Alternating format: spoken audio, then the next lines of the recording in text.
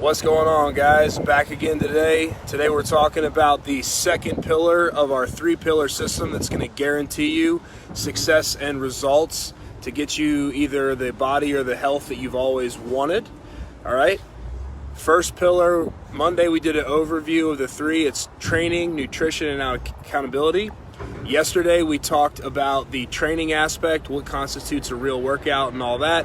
Today we're here to talk about nutrition. This is a super hot button topic, lots of opinions, lots of programs and things you can find out there, but which one is right?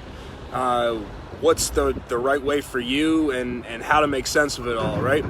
Title of the video is There Is No Perfect Nutrition or Meal Plan. Why do I say that? Well, we could give you the most perfect, most ideal, most well thought out nutrition plan, but if it doesn't mix and gel with the life that you already live or the life you want to live, you're not going to do it. You might do it for a week or two or maybe even a month, and then after that it's going to be gone because you're not going to be happy.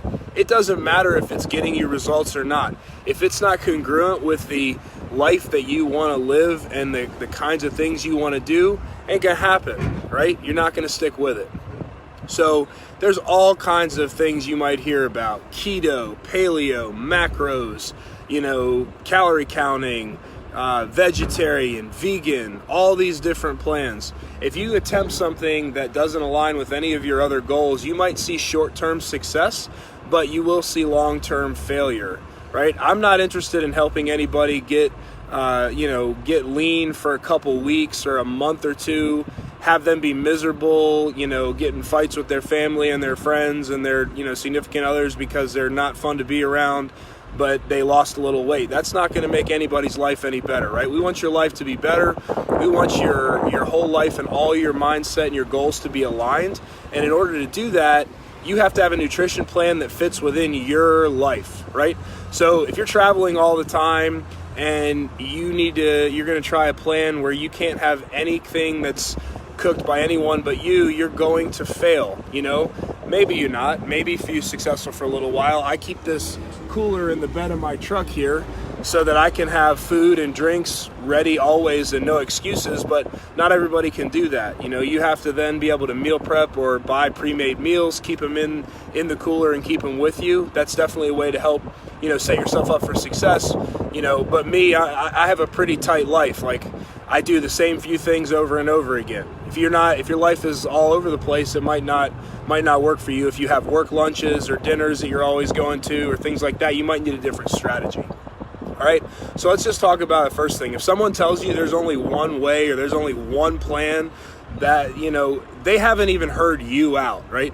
They don't know what your goal is, right? If you ask, what's the best nutrition plan for me, the very first question should be, well, tell me what your goal is.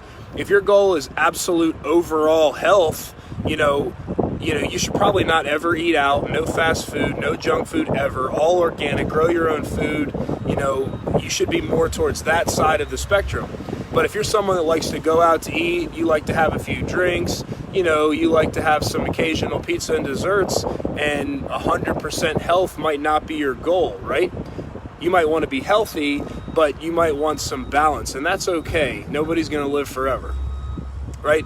If your goal is absolute performance, right, your diet is going to look a lot different than somebody whose goal is absolute health or someone that has another goal, right? A performance-enhancing diet might look something, like a lot more, you might need more carbs for energy, you might have different kinds of fats or, more protein or whatever the case may be for your specific sport or whatever you're trying to perform at. It's going to be a lot different if that is your number one goal. If your number one goal is all about looks, you don't care if you're a little hungry all the time, you don't care what kind of training you do to achieve this goal, you don't care about that. If your goal is nothing but aesthetic, you're going to eat in a different way. If you only care about the number that the scale says, I don't think that's a great goal, but, I would try and talk you out of that. But, you might then eat in a different way that allows you to lose the maximum amount of weight, not caring if it's muscle, fat, water, or anything else. So the first question that you should ask is, what is your goal when it comes to, your training, your nutrition? And that's how we can come up with a plan for you. Not being a vegetarian is the only way, or only eating meat is the only way, or you can eat anything organic as long as, or anything you want as long as it's organic. Like, no, what you should be asking yourself and whoever you're talking to or working with is, what is your goal? And then from there, you can absolutely figure out what kind of diet, what kind of foods, all that good stuff that you should do. So what your goals are, that's number one. Two, your belief system and how you feel about food. Food is for a lot of people, food is family. Food is, it's getting together with parents and grandparents. Food is what you come together with friendships and all of that. So you need to know how to navigate all that stuff, especially like myself. I was raised in an Italian family. Like, food was family. All our get-togethers was based off of, what kind of food, what we were having for dinner, what we were having for breakfast, lunch. I mean, all we did was food. It was not healthy. I lived most of my life and adult life over the weight I wanted to be. I was really fit, but I didn't look the way I wanted to because I didn't have my food and my diet under control, right? I didn't have my overarching goal, in my head, and I didn't have my life planned around that, okay? So for some of you, the diet plan, or, not even diet, like your diet is what you eat. It doesn't have to be called a diet, but how you eat needs to take into account that you're going to have family and friend get-togethers. You might do your things on the weekends or, weeknights with your family and your friend, your boyfriend, your girlfriend, whatever it is. You need to take that into account, okay? So what we want to look at is what your goal is, number one. If it's performance related, aesthetic related, total health related, or you can have a blend of both, that's fine too.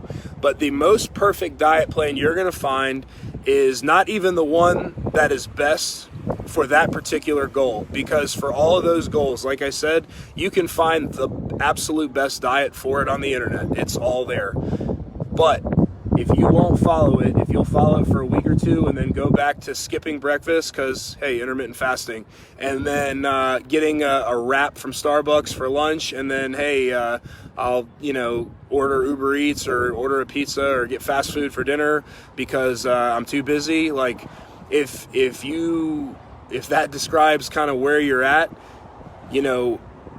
eating a lot of healthy food, but not all the way, that's going to be better than what you're doing. Eating, for performance, but not getting it maybe on the weekends, that's going to be better than what I just described. If you want to eat, whatever you're doing is going to be better than nothing, right? So if you're going to revert back to that kind of shut down, not eating enough, or overeating, or eating, Twinkies or donuts, whatever it is that you resort back to when whatever you tried failed and didn't work and it's too hard so you quit, we want to make sure that you're taking nice small steps, little habits that you can change to get you eventually to your goal, right?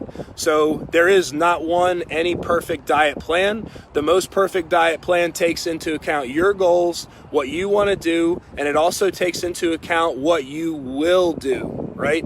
What you will do. I can give you the plan that will work if you follow it, but if it doesn't fit into your life, and if it doesn't work with what your goals are and what you want to do, you're not going to see any results from it. Or even worse, you're going to see short-term results, give all those results up, get frustrated, and quit.